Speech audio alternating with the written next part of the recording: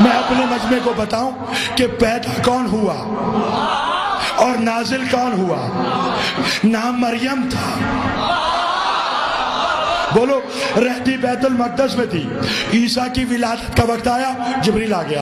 Be be اللہ کہہ رہا ہے میرے گھر کو چھوڑ باہر جا. یہ عبادت خانہ ہے، سجا خانہ نہیں. بی بی مریم نے کہا پالنے والے جیسے تیری مرضی. بالکل صحیح ہے کہ جہاں عبادت ہوتی ہے وہاں ولادت نہیں ہوتی. اور بی بی مریم چلی گئی. غلام اور پورا مجمع.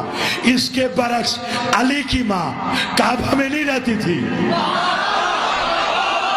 تھوڑا بولیے، تھوڑا بولیے. اس کے برعکس علی کی ماں کعبہ میں نہیں رہتی تھی، رہتی تھی قصر شیبہ میں، ابو طالب کے گھر میں. مگر جیسے ہی علی کی آمد کا وقت آیا، جبریل آیا، بارگاہ فاطمہ میں ہاتھ جوڑ کر کہا بی بی اللہ کہہ رہا ہے اپنے گھر کو چھوڑ میرے گھر چل. کیا کہا؟ اپنے گھر کو چھوڑ میرے گھر چل.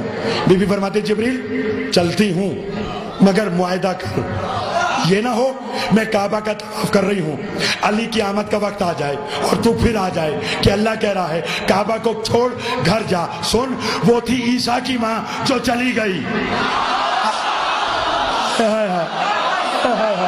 توجہ توجہ. اب میں جملہ کہنے لگا ہوں کہ وہ تھی عیسیٰ کی ماں جو چلی گئی.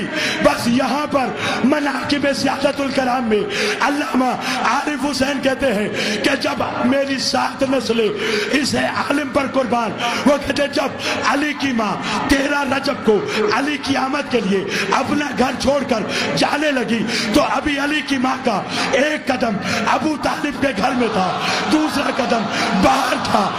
جبریل آیا، ہاتھ جوڑ کے کہا بی بی اللہ کہہ رہا ہے تو اتنی بڑی امانت دنیا کو دینے جا رہی ہے. لولم اتنزع من حوارزات البشریت لنزلت لقدومک. بی بی اللہ کہہ رہا ہے اگر میں بدن رکھتا ہوتا تو تیرا استقبال کرنے سمیں.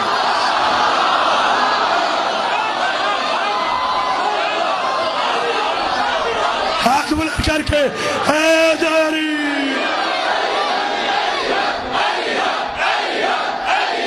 علی علی علی علی علی علی علی علی